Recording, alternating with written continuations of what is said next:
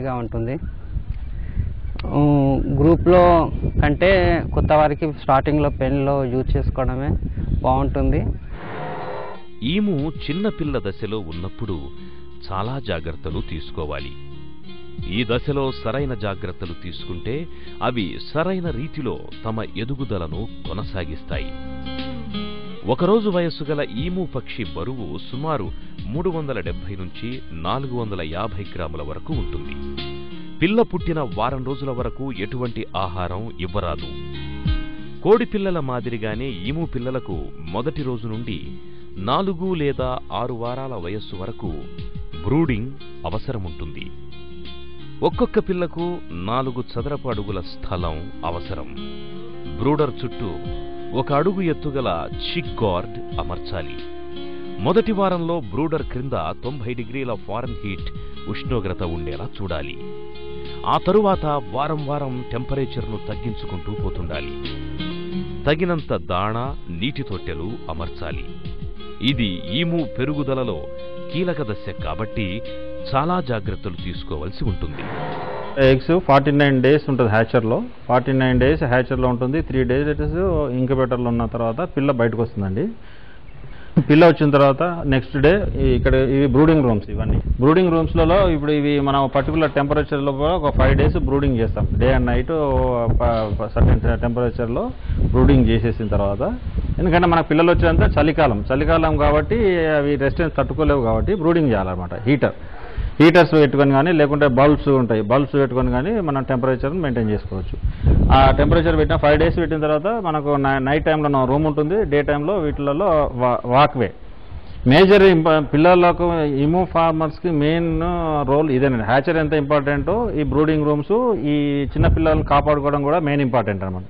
ఈ సర్ఫేస్ కూడా కొంచెం నీట్గా ఉంచుకున్నట్టయితే మనకు లెగ్ బెండ్స్ రావు.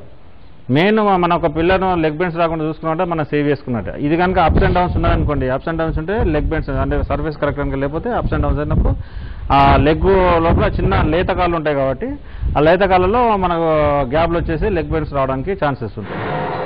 చిన్నపిల్లల దశలో కాళ్లు ఈడ్చడం ఎక్కువ కాబట్టి స్థలం పొడిగా ఉండేటట్లు బ్రూడర్ కింద గోనె సంచులు పరచి పిల్లలను నేల మీద సరిగ్గా కాలు మోపేటట్లు చెయ్యాలి. లేదా మొదటి 2 రోజులు పిల్లలను ఇంక్యుబేటర్లో ఉంచడం మంచిది. మరో ముఖ్య విషయం ఏమిటంటే బ్రూడర్ కింద ఒకే వయస్సు, సైజు కలిగిన పిల్లల్ని ఒక దగ్గర ఉంచడం మంచిది. లేకపోతే పెద్ద పిల్లలు చిన్నవాటిని ఫీడర్స్ వద్దకు చేరనీయకుండా చికాకు పరిచే అవకాశం ఉంది. వారం రోజుల వయసొచ్చిన పిల్లలకు పరిశుభ్రమైన నీరు, నాణ్యత గల దాణాతో పాటు తాజా క్యారెట్స్ను ముక్కలుగా కత్తిరించి వేయాలి. ఎలుకలు, పందికొక్కుల బెడద లేకుండా చూసుకోవాలి. మొదటి వారంలో పరిశుభ్రమైన నీళ్లు, రోగనిరోధక మందులను త్రాగించాలి. పిల్లలకు నీళ్లలో విటమిన్స్, అమైనో యాసిడ్స్, ఎలక్ట్రోలైట్స్ కలిపినట్లయితే అవి ఆరోగ్యంగా ఉంటాయి.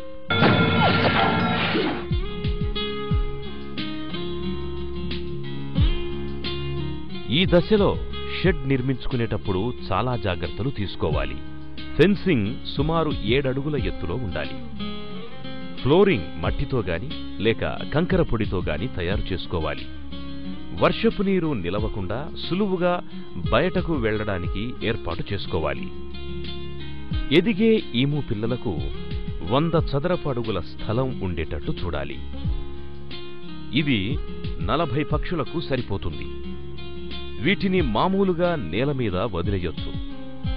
అవసరమైతే రాతి పొడి లేదా ఇసుక కూడా వేయొచ్చు.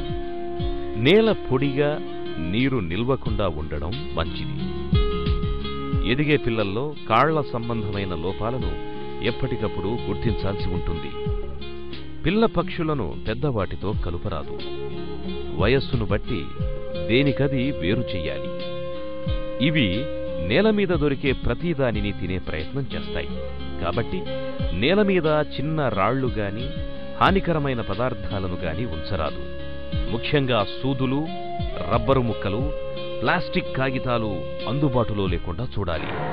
మనం ఫామ్ పెట్టేటప్పుడు కూడా మెయిన్ తీసుకోవాల్సిన జాగ్రత్తలు ఏంటి అంటే, మన పెన్నీస్ తయారు చేసినప్పుడు చిన్న చిన్న రాళ్ళు లేకుండా చూసుకోవాలి. ఇది ఏంటంటే పిల్లలు ఏది ఉంటే కూడా అది తినడానికి ట్రై చేస్తామన్నమాట. చిన్న చిన్న రాళ్ళు కానీ కప్పలు కానీ ఉన్నాయనుకోండి, అది పోయి గొంతులో ఇరుకుతాయి. గొంతులో ఇరికినప్పుడు కూడా బర్డ్ చావడానికి కూడా ఛాన్సెస్ ఉంటాయి. అది మేజర్. ఇంకా మన చెట్లు కూడా పెట్టుకున్నప్పుడు చెట్లలో కూడా చిన్న చిన్న కాయలు ఉన్న చెట్లు మాత్రమే పెట్టుకోవాలి. మేజర్గా వేయాల్సిన బాదం చెట్లు కానీ ఇంకా వేరే పెద్దగా ఉన్న కాయలు కనుక తీసుకుంటే ఆ కాయను కనుక తీసుకున్నప్పుడు దానికి గింజ గట్టిగా ఉంటుంది. ఆ గింజ దీనికి డైజెషన్ కాక కూడా బర్డ్కు ఇండైజేషన్ అయ్యి కూడా బర్డ్స్ వేరే ఇబ్బంది జరగడానికి కూడా ఛాన్సెస్ ఉంటాయండి. అది మేజర్గా కొత్తగా ఫామ్ పెట్టే వాళ్ళు తీసుకోవాల్సిన జాగ్రత్తలు. ఎండ వేసవి తీవ్రత ఎక్కువగా ఉన్నప్పుడు ఈము పక్షుల్ని పట్టుకోవడం గాని టీకాలు ఇవ్వడం గాని చేయరాదు. ఈము పక్షుల్ని బెదిరించినట్లయితే అవి ఒక్కోసారి కండరాల క్షీణత వల్ల ఆకస్మికంగా మరణించే అవకాశం కూడా ఉంది.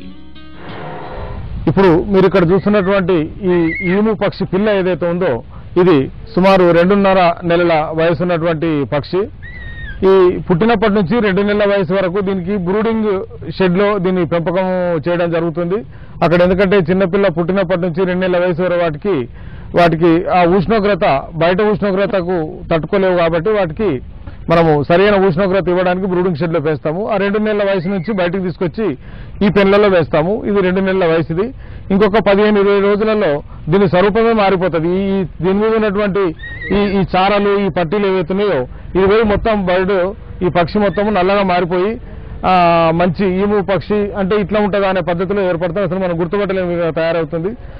ఈ వయసులో మాత్రం దీనికి మామూలుగా కాల్షియం బాగా అవసరం. ఎందుకంటే కాల్షియం తక్కువైనట్టుంటే ఈ స్పీడ్ గ్రోత్ ఉన్నది కాబట్టి ఈ కాళ్ళు వంగిపోయి లెగ్ బెండ్స్ వచ్చే అవకాశం ఎక్కువ ఉన్నది కాబట్టి ఈ వయసులో వీటికి మంచి కాల్షియం ఇచ్చినట్టుంటే మంచి ఎదుగుదల ఉంటుంది.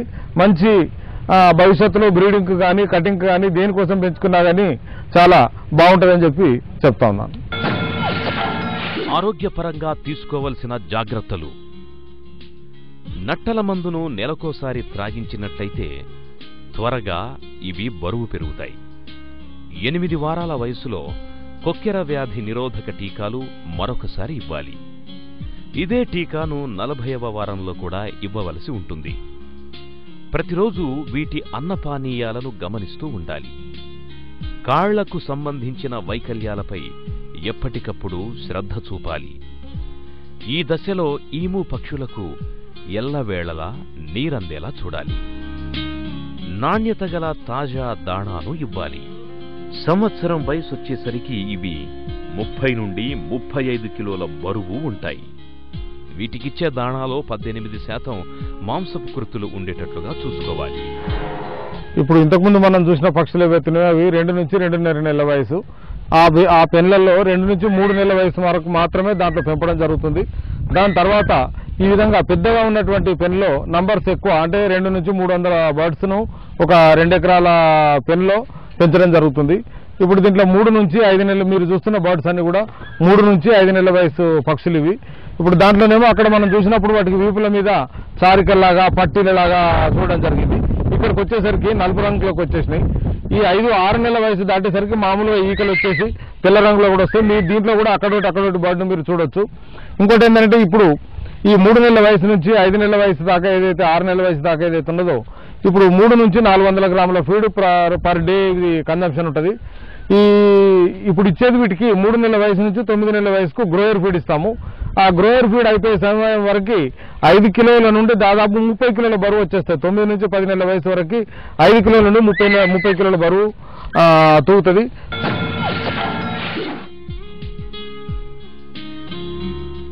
18 నుంచి 24 నెలల వయసున్న ఈము పక్షులు లైంగికంగా ఎదిగి గుడ్లు పెడతాయి.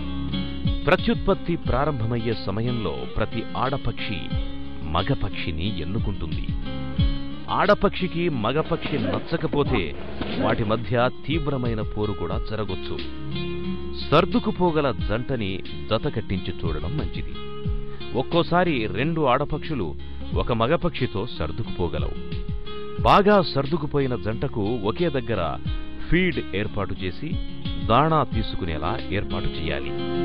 ప్రత్యుత్పత్తి సమయంలో ఒక్కో జంటకు 2500 చదరపు అడుగుల స్థలం అవసరం ఉంటుంది. ఇవి సాధారణంగా చీకటి వేళల్లో కలుస్తాయి. వెలుతురున్న మనుషుల అలికిడి ఉన్నా ఇవి జతకట్టవు. బ్రీడింగ్ దశకు 3 నుండి 4 వారాల ముందు నుండి బ్రీడింగ్ దాణా వాడాలి. బ్రీడింగ్ దాణాలో విటమిన్స్, మినరల్స్ సమపాళ్లలో ఉండేటట్లు చేసుకుంటే గుడ్లలో ఫలవంతత, పొదుగు సామర్థ్యం ఆశించిన విధంగా ఉంటాయి. బ్రీడింగ్ సీజన్ తర్వాత ఆడ, మగ ఈము పక్షులను వేరు చేసి మెయింటెనెన్స్ రేషన్ ఇవ్వాలి. బ్రీడింగ్ దశలో ఉన్న ఈము కోళ్లకు దాణాలో 2.7% కాల్షియం ఉండేటట్లు చూసుకుంటే గట్టి పెంకుగల నాణ్యమైన గుడ్లను పొందొచ్చు. బ్రీడింగ్ సమయంలో ఈము కోళ్లు చాలా వరకు ఆహారం తినడం తగ్గిస్తాయి. ఈము పక్షి అక్టోబర్ నుంచి ఫిబ్రవరి వరకు కేవలం 5 నెలలు మాత్రమే గుడ్లు పెడుతుంది. ఇది 3 లేదా 5 రోజులకు ఒక గుడ్డు పెడుతుంది. ఇవి సాధారణంగా సాయంత్రం 5 నుంచి 7 గంటల సమయంలో గుడ్లు పెడతాయి. ఈ గుడ్లు ముదురు ఆకుపచ్చ రంగులో ఉంటాయి. గుడ్లు పెట్టే ప్రదేశాన్ని గమనించి రోజుకు 2 లేదా 3 పర్యాయాలు గుడ్లను ఏరాలి. గుడ్డును సేకరించడం ఆలస్యం చేస్తే కొన్ని పక్షులు గుడ్డును ముక్కుతో పొడిచే ఆస్కారం ఉంది. అలా జరిగితే గుడ్డు పొదగడానికి పనికిరాదు. పక్షి చూడనప్పుడు మాత్రమే గుడ్డును సేకరించాలి. గుడ్డు పెంకు చాలా గట్టిగా, గరుకుగా ఉంటుంది. గుడ్డు బరువు సుమారు 400 నుంచి 700 గ్రాములుంటుంది. గుడ్డును సేకరించినప్పుడు, హ్యాచింగుకు పంపినప్పుడు దానిపై తేదీలు వేయాలి. బరువు కూడా నోట్ చెయ్యాలి.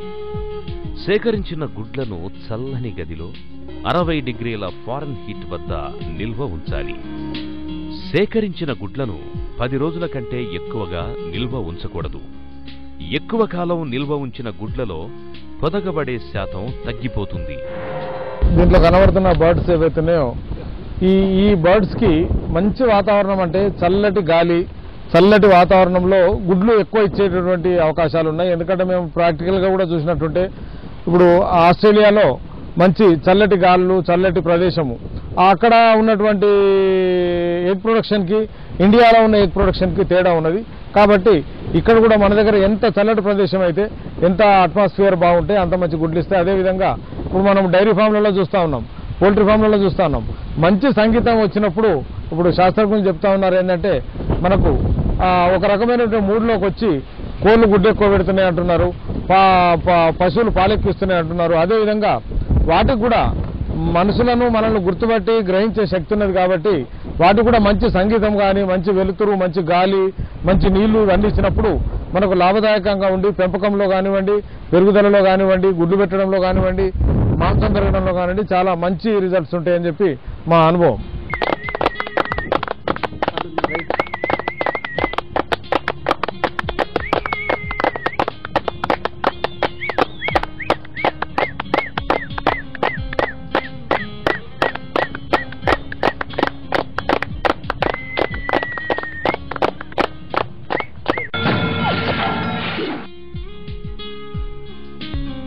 గుడ్లు పొదుగు యంత్రంలో ఉష్ణోగ్రత, తేమ, గాలిని నిర్దేశించిన మేరకు ఉండేలా చూసుకోవాలి.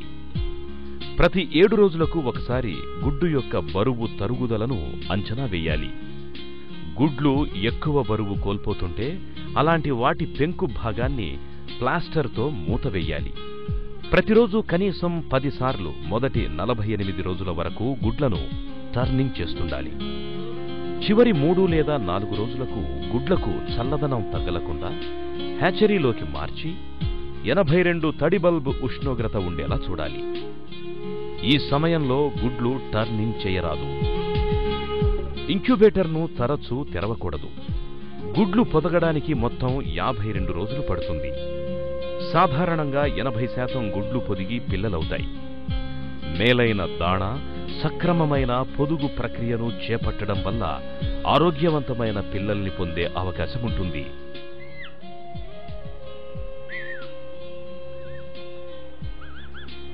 హ్యాచరీ తరువాత పిల్లల కాళ్లను దగ్గరగా కట్టివేయాలి. దీనిని టేపింగ్ అంటారు. దీనివల్ల లెగ్ బెండింగ్ తగ్గుతుంది.